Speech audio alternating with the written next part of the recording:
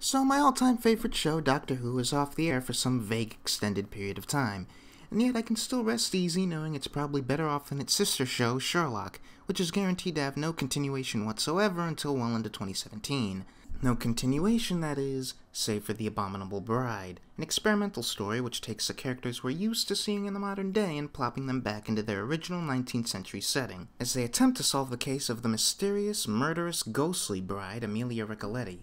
Unfortunately, as a fan of a show, I'd rather literally any other episode to this one if we're going to be stuck with nothing else for over 12 months. Okay, let's be fair and start with the positives, because no matter how poorly done I think this story was executed, no one can deny it was a well-produced block of television. Nearly every episode of Sherlock is a tour de force in visual direction, if nothing else, and The Abominable Bride is no exception. The whole thing is littered with wonderful flourishes, even if some of them feel like they're being repeated from previous episodes, my favorite being the description of the Ricoletti case, where Sherlock, Inspector Lestrade, and John and Mary Watson observe the crime as if it were happening in the room with them. On top of that, the show maintains its trend of witty and posh dialogue that keeps me giggling. Finally, there's the characterization, which makes it a point to have everyone act slightly different than they do in their modern context. Watson is less compassionate, Lestrade is more visibly beleaguered and unkempt, Sherlock is even more closed off and antisocial, etc. These are all little bits that go a long way in making these characters feel like genuine products of the environment, rather than modern people who don't feel like they belong in this time period. Unfortunately, I'll soon get into why this all ended up compromised to me at a later point,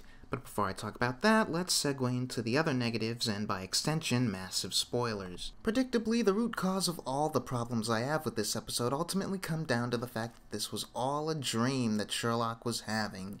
He and Watson gallivanting about in their proper setting and time period was ultimately just a thought exercise on the modern Sherlock's part. A lot of things result from this, not the least of which is our second consecutive instance of an imaginary Moriarty in Sherlock's head, representing his fears and anxieties and insecurities in that way that only an arch-nemesis really can. And I really hate to say it, especially because I know it's a type of thing that's likely to rub other fans of this show the wrong way, but The Abominable Bride is a story that's really made me sick of both Andrew Scott's performance and Moriarty as a character. Back at the end of the show's last series, when the idea was proposed that the character might actually be somehow back from the dead, my primary concern surprisingly wasn't with how much of a cop-out that would be if it were true, but instead with how I don't really think there's anything left they can do with this character or this performance that can really affect me. In retrospect, killing the guy off in the Reichenbach Fall was probably the best decision this show could have made regarding his character, as little over a full episode's worth of screen presence really was the exact perfect interval of time in which Andrew Scott could be both hilarious and chilling.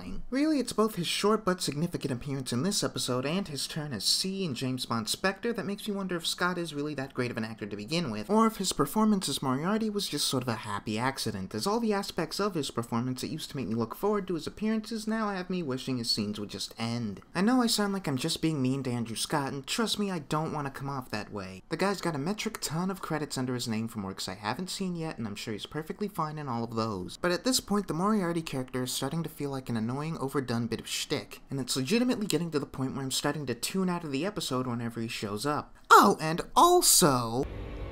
Dead is the new sexy. Thank you, Stephen Moffat, for continuing to ruin the word sexy by constantly using it where literally any other positive adjective would do. Thanks. But really, putting Moriarty aside, the biggest problem I have with this episode is that I left it with the profound feeling that nothing of value had been accomplished. The whole story devolves into Inception-esque fantasies within fantasies that I suppose serve a character purpose in regards to how Sherlock views the world around him, particularly his relationship with women. But putting aside indefinitely just how poorly implemented I think Stephen Moffat's gender politics are, assuming based on his track record that this is mostly his idea and not Mark Gatiss's, The Abominable Bride is really just the latest in a long line of examples of how Stephen Moffat seems to like taking 2 or 3 ideas that could make for really cool episodes all on their own and then smashing them together into one big story. This is a consistent theme in his Doctor Who work, and you'd imagine Sherlock's longer running time would make it easier to pull off, given, you know, it's been done once before at the end of the show's first series. But instead of following the example of The Great Game, i.e. having a bunch of otherwise unrelated cases tied together by a single driving conflict, The Abominable Bride tries instead to shove every theme and character arc it can think of into one imaginary case. So instead of one story about about analyzing Holmes' thoughts on women, or one story about him taking an extended stint in the Mind Palace for the sake of giving us a new setting,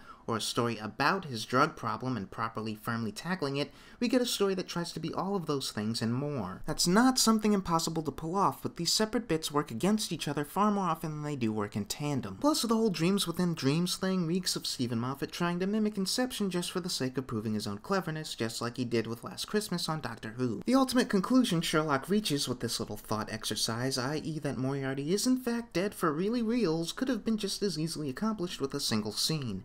And it's for that reason I feel like it was a mistake to make this episode relevant to the events of the main series at all. Honestly, if the idea behind this special was just that it would be cool to transplant Sherlock and John back into their original 19th century setting, then run with it. Run with it and play it straight as an alternate universe piece. But don't build the whole story on the conceit that Sherlock needs to spend 2 hours of screen time working out whether someone died from a bullet to the brain. There's a lot of opportunities for meta-commentary and deconstruction inherent in this idea, and the episode starts scratching the surface of these ideas, but instead we ultimately end up watching Sherlock chase his own tail for 2 hours and then have it ultimately amount to nothing. Honestly, what reason do you have to care about any of the 19th century stuff once you realize it's just in his dream? All the little tidbits that went into making these characters feel like real, living, breathing people that were distinct from the ones that we'd already spent 9 episodes watching feel ultimately false because that's never what they were. And I can't help but find it incredibly ironic that Moffat and Gatiss actually have a character complain about not being a plot device before they proceed to reveal that the entire story was populated with nothing but plot devices for the entire runtime up until the very end, and it wasn't even for a plot that was all that great. Plus, it's just executed really weird. Once the episode does reveal that it was all in Sherlock's mind, there's a long stretch where it acts like that reveal just sorta didn't happen, and then several scenes later acts like it's a big surprise when it turns out to all be in Sherlock's mind. And then, like, the constructs of people in Sherlock's mind have self-awareness that they're in his mind, and then the last shot happens and just...